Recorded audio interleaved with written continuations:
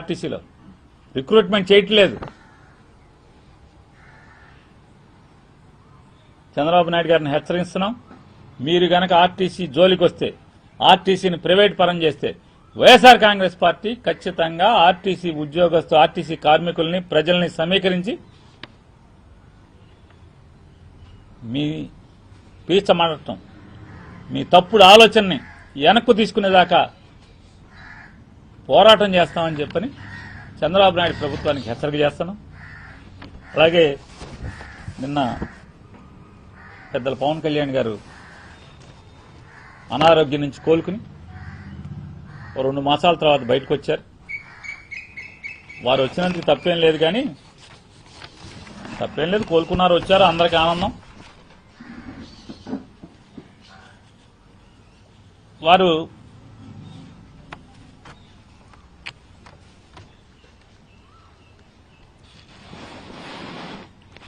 రాష్ట్ర ప్రజల్ని ఏమని నమ్మించుదామని, లేదా జనసేన కార్యకర్తల్ని, రాష్ట్ర ప్రజల్ని, ఉద్యమిల్ని మన్నించాలి. జనసేన ఉద్యమీలకు అలాగే రాష్ట్ర ప్రజల్ని ఇంకా ఆయన కళ్ళబొల్లి మాటలు చెప్పి పవన్ కళ్యాణ్ గారు ఇంకా ఆయన ఏదో అపోజిషన్లో ఉన్నాడు అన్నట్టుగా, ఇంకా జగన్మోహన్ రెడ్డి గారి అధికారంలో ముఖ్యమంత్రిగా ఉన్నట్టుగా ఆయన ఆశాంతం మీటింగ్ అంతా సాగింది. ఆయన ఇంకా అపోజిషన్లో ఉన్నాడని, ఆయన జగన్ గారే సీఎంగా ఉన్నాడన్నట్టుగా ఇంకా మాట్లాడుతున్నారు. ఆ మాటల్లో ఆయన ఏం చెప్తాడంటే, అసలు ఒక మాటకి వారికి పొంతన ఉండదు. 2019లో నన్ను ఇట్టాగే నుంచోమన్నారు, నన్ను ఓడించారంటాడు. వెంటనే అంటాడు, 11 సీట్లకు పరిమితమైన వాళ్ళు వీళ్ళ మన మీద సెటైర్లు. మరి ఒక చోట కూడా గెలవని వాళ్ళు పవన్ కళ్యాణ్ గారు, మీరు 2019 నుంచి 24 దాకా జగన్ గారి మీద ఎన్ని మాటలు మాట్లాడారు, జగన్ గారి ప్రభుత్వం గురించి ఎన్ని సెటైర్లు వేశారు, ఎన్ని అసత్యాలు మాట్లాడారు. మరి మీ స్థితి ఏంటి? జగన్ గారు గెలిచాడు, 11 సీట్లు వచ్చినాయి, మీ మీద సెటైర్లు వేస్తున్నాడు. పోనీ అనుకోద్ది, వైఎస్ఆర్ కాంగ్రెస్ పార్టీ సెటైర్లు వేస్తుంది 11కి వచ్చి. మరి మాకు 11కి వస్తేనే అర్హత లేకపోతే, 175 చోట్ల పోటీ చేసి ఒక్క చోట గెలిచి మీరు 2 చోట్ల ఓడిపోతే మీకు అర్హత ఉందా? మీకు ఎక్కడి నుంచి వచ్చింది అర్హత అన్న? మీకు ఆ రైట్ ఎక్కడిది? అంటే ఆయన ఏ మాటకి పొంతనుండదు. మొత్తం టోటల్గా ఆయన రాజకీయ జీవితం అంతా అంతే, పొంతన లేనటువంటి మాటలు ఆయన మాట్లాడతారు. వారేంటారు, మనం ఒక లక్ష్యం కోసం, ఒక సిద్ధాంతం కోసం, ఒక జేయం కోసం కూటమిలో చేరాం, ఈ రాష్ట్రం కోసం చేరాం, ఈ రాష్ట్ర ప్రజల కోసం చేరాం, ఈ రాష్ట్ర బాగు కోసం చేరాం. నేను అన్నీ గమనిస్తున్నాను. నేను రూమ్లో ఉంటున్నాను, బయటికి రావట్లేదు, ఇంట్లోంచి బయటికి రావట్లేదు, ఇంట్లోనే ఉంటున్నాను, షూటింగ్లు మాత్రమే చేసుకుంటున్నాను, అయ్యే చూసుకుంటున్నానని మీరు అనుకుంటున్నారు. నాకు అన్నీ తెలుసు. కార్యకర్తలు చాలా బాధలు పడుతున్నారు. ఆయన మాట్లాడిన మాటలు, జనసేన కార్యకర్తలు చాలా వేధింపులకు గురవుతున్నారంటే, చాలా బాధలు పడుతున్నారంట. అన్నీ ఆయనకు తెలుసంట. నేను భరిస్తానికి ఒక హద్దు ఉంటుంది. చంద్రబాబు నాయుడు గారికి కూడా చెప్తున్నాను, మేము భరించడానికి, మా జనసేన కార్యకర్తలు కూడా మీ వేధింపులు, మీ కేసులు, మీ తన్నులు భరించడానికి కూడా మాకు కూడా ఒక హద్దు ఉంటుంది. జాగ్రత్త, హద్దు దాడితే నేను సహించలేను. ఏం సహించలేరు సార్ మీరు? మా ఊళ్ళో కాయ కష్టం చేసి, చెమట వచ్చి రూపాయి పోగేసి సొంత స్థలం కొనుక్కుని, సొంత స్థలం ఇల్లు కడితే లంచాలు ఇవ్వలేదని మీ జనసేన కార్యకర్తకు ఒకటి ఇల్లు బద్దలు కొడితే, పచ్చని ఇల్లు బద్దలు కొడితే, కట్టిన తెల్లారే బద్దలు కొడితే ఏమయ్యారు? ఎక్కడి నుంచి మాట్లాడారు మీరు? కనీసం కుల రవీంద్రకి ఫోన్ చేసి, బుద్ధి లేదా నీకు, అసలు ఇల్లు కొడతామంటే పచ్చని ఇల్లు, బుద్ధి లేదా అని చెప్పని అడిగారా మీరు? అంటున్నారు. ఎంతమంది కార్యకర్తలను తంతున్నారు, కీళ్లు ఎరగొడుతున్నారు, ముఖం పగల కొడుతున్నారు, ఇంటికి వెళ్ళి కాళ్ళు పట్టించుకుంటున్నారు. ఎక్కడ స్పందించారు సార్? లేదు కదా. కాకపోతే మీరు మీ ఇష్టం అది. కాకపోతే మీరు ప్రజలకు కూడా మీ మాట ఓన్లీ 4 గోడల మధ్య తలుపేసి ఎవరికి చూపించకుండా మీరు మాట్లాడుకుంటే ఎవరికి అభ్యంతరం లేదు. ప్రజలకు చూపిస్తున్నారు కదా, మీరు ప్రజలకు చూపిస్తున్నారు కదా మీరు మాటలన్నీ కూడా. మరి మన కళ్ళ ముందేమో, సమాజం కళ్ళ ముందేమో ఈ రకంగా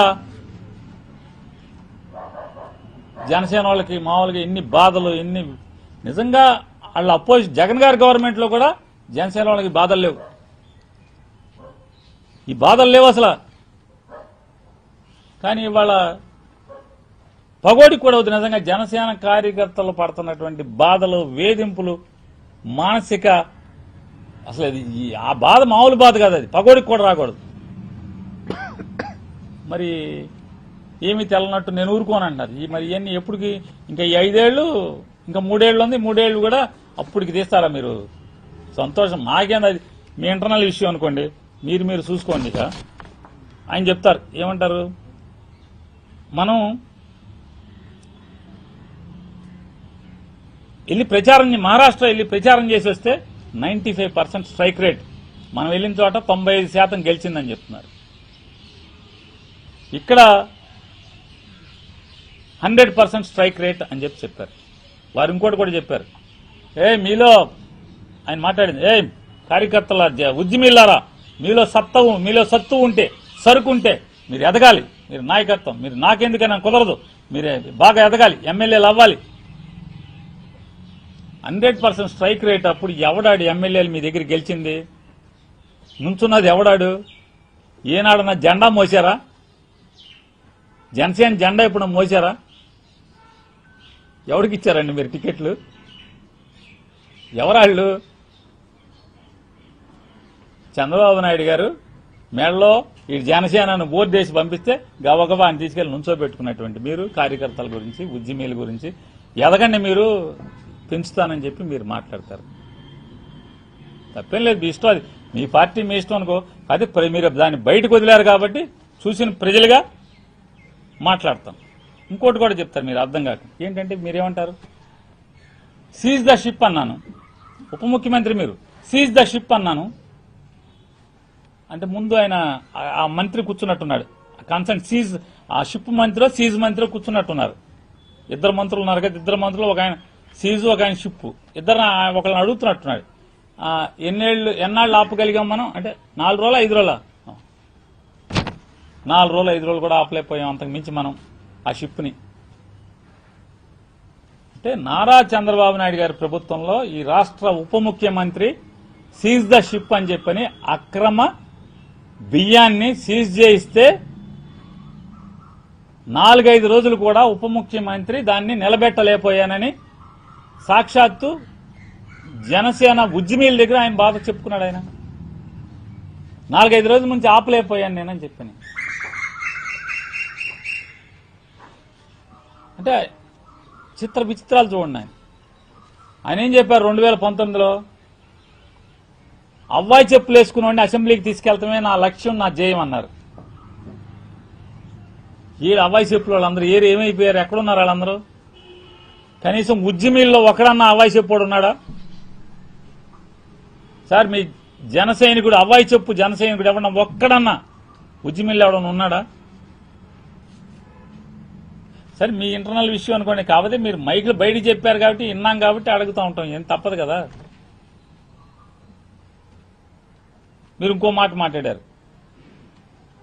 నన్ను చెవులో జోరీగలాగా ఓకే 24లో విడిగా పోటీ చేసి ఉండాల్సింది, 24లో విడిగా పోటీ చేసి ఉండాల్సింది.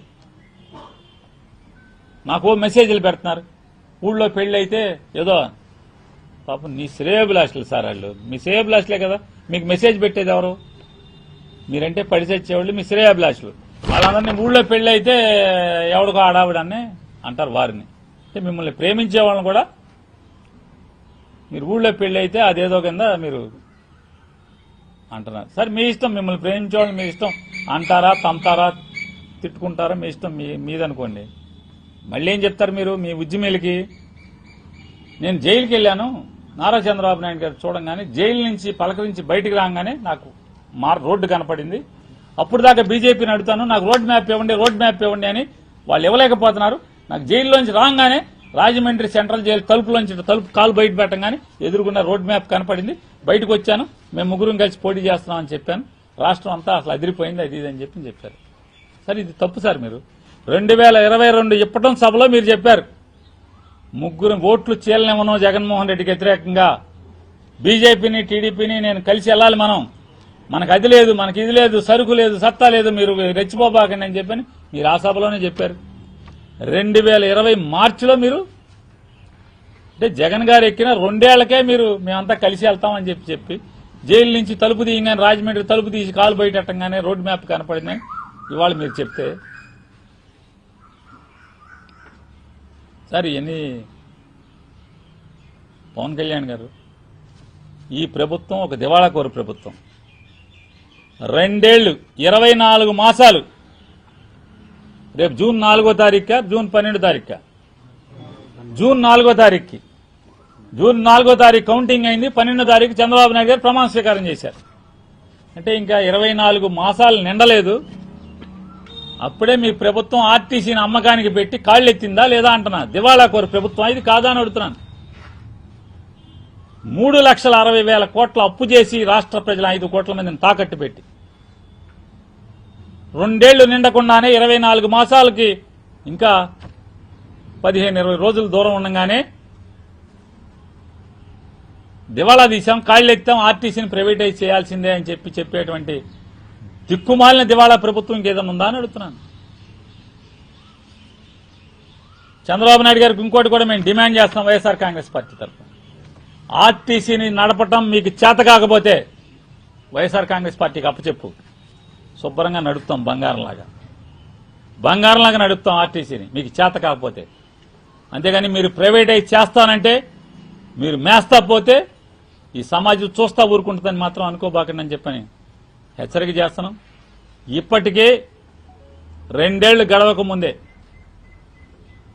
కరడుగట్టినటువంటి తెలుగుదేశం పార్టీ కార్యకర్తలు కూడా ఓటు వచ్చిన దగ్గర నుంచి సైకిల్కి మాత్రం తప్పితే ఇంకొకరికి ఓటు వేయని వారు కూడా ఇవాళ ఎందుకు వచ్చిన కర్మరా మనకిది. అమెరికా నుంచి, అంటార్కిటికా నుంచి, ఆఫ్రికా నుంచి, సూడాన్ నుంచి, కెనడా నుంచి వచ్చి ఓట్లు వేసాం, ఊళ్ళో అందరినీ మలేసాం, పోగేశాం అని మీ టీడీపీ కార్యకర్తలు. మనం ఇంత కష్టపడి ఇంత సొమ్ములు లక్షల కోట్ల రూపాయలు చంద్రబాబు ముఖ్యమంత్రి అవటం కోసం మనం చెమటోడ్చి ఎక్కడో దేశం కాని దేశంలో సంపాదించిన డబ్బులు తీసుకొచ్చిస్తే ఇవాళ మన ఆస్తులు ఆక్రమిస్తున్నారు, మన పొలాలు ఆక్రమిస్తున్నారు, మన ఇళ్లు ఆక్రమిస్తున్నారు. సాక్షాత్తు చంద్రబాబు నాయుడు గారి బంధువులు, ఈ రాష్ట్రంలో ఉన్నటువంటి చంద్రబాబు నాయుడు గారి బంధువుల దుస్థితే ఇవాళ ఇది. ఈ రాష్ట్రంలో ఇవాళ వాళ్ళు ఏదో అన్న సామెతగా ఎవరికి చెప్పుకోలేరు, కళ్ళం నీళ్లు పెట్టుకోలేరు రోడ్డు మీదకి వచ్చి. అంత మానసిక వ్యధపడుతున్నారు. తెలుగుదేశం పార్టీ అహర్నిశ రావాలని చెప్పని తపస్సు చేసినటువంటి వాళ్ళు కూడా ఇక మామూలుగా ఇక జనసేన నమ్మి పవన్ కళ్యాణ్ నమ్మిన వాళ్ళ సంగతి తెలుసు కదా. సింగపూర్లో, అమెరికాలో, కెనడాలో, జర్మనీలో ఎక్కడెక్కడ ఉద్యోగం చేస్తారు. Please subscribe .news.